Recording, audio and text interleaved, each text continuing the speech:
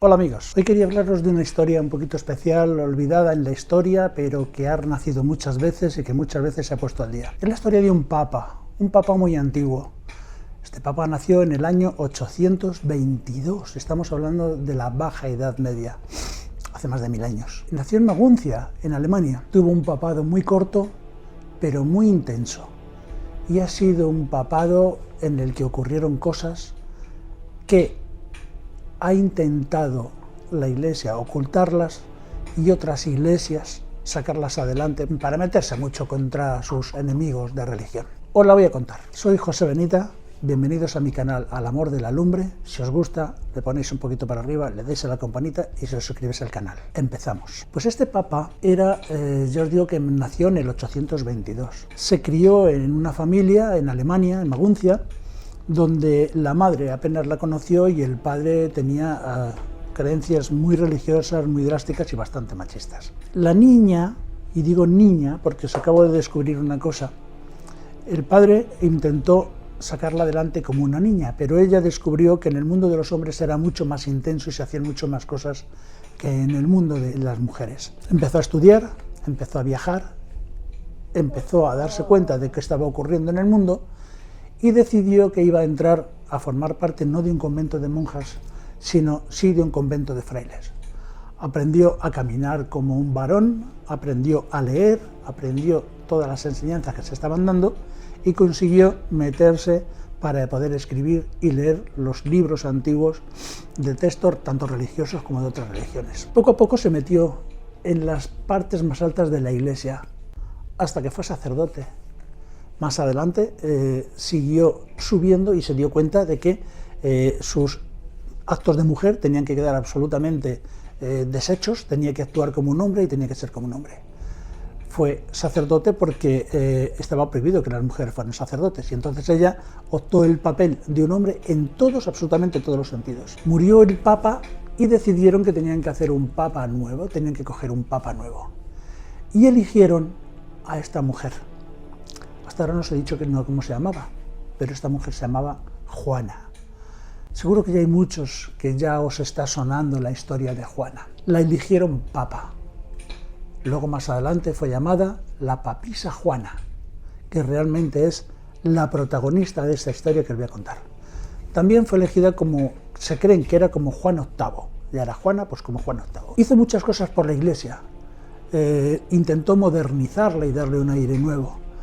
Y participaba en todo tipo de actos que se desarrollaban en la Iglesia. Pero llegó un día que llegó un embajador que se llamaba Humberto de Sajoni, que también yo creo que era alemán, una cosa así, ¿no? Y entonces llegaron a tener una intimidad muy grande. Entonces Juana le desveló a Lamberto que realmente no era un papa, que era una papisa, que era mujer. Aquello surgió entre los dos unos flechazos enormes y tuvieron contactos muy intensos, muy íntimos. Se cree que la papisa, como tenía todo tipo de instrucciones, menos la creencia sexual de las cosas que podían pasar con aquellos actos, pues tampoco hizo mucho caso. Bueno, pues pasó el tiempo y poquito a poco siguió Lamberto visitándola y haciendo muchas historias con Juana, con el Papa Juan. Un día hubo una procesión. En esta procesión quiso ella salir como papa y montó a caballo para poder dar la vuelta, ¿no?, en la procesión.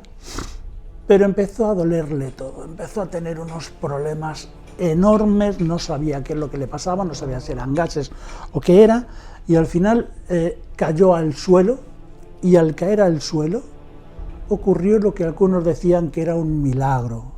Y el milagro es que cuando cayó al suelo, parió un niño. Cuando la gente vio al niño, en principio decían, oh, miracolo, miracoli, miracolo, pues pensaban que un ángel había llegado y que estaba allí entre las piernas del Papa. Hasta que descubrieron, bueno, pasó una cosa parecida a lo que ocurrió. ¿Sabéis aquel chiste de la monja que se cayó un paracaidista y que por los árboles se desnudó y acabó en bolas allí en el convento? Y llegó la monja y decía, Madre Superiora, Madre Superiora, un ángelo. Y dijo la Madre Superiora, ¿bola? Y dijo la monjita, bola due y una cola. Bueno, esto es un chiste malo, pero algo así ocurrió allí. Lo que pasó fue que no era un ángel el niño que había aparecido, sino que era un hijo que acababa de parir el Papa.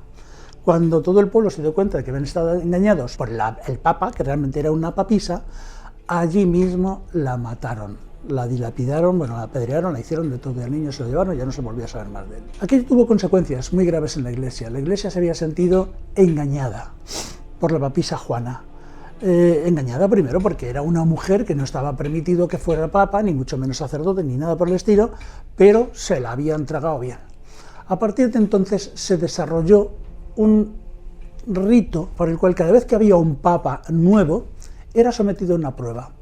Esa prueba, si indagáis por ahí vais a ver que era como una especie de silla que tenía un agujero como de unos 20 centímetros, luego tenía otro agujerito por la parte de arriba, que decían que era para defecar, pero no, realmente era para que el nuevo papa se sentase en aquella silla, sin calzones. Otro sacerdote metía la mano por debajo del papa, de los faldones, y le palpaba. Y más o menos en el rito decía el sacerdote, duos habet et bene pendientes, que significa más o menos, tiene dos y cuelgan bien, con lo cual se sabía que el nuevo papa que iba a estar era varón y no hembra.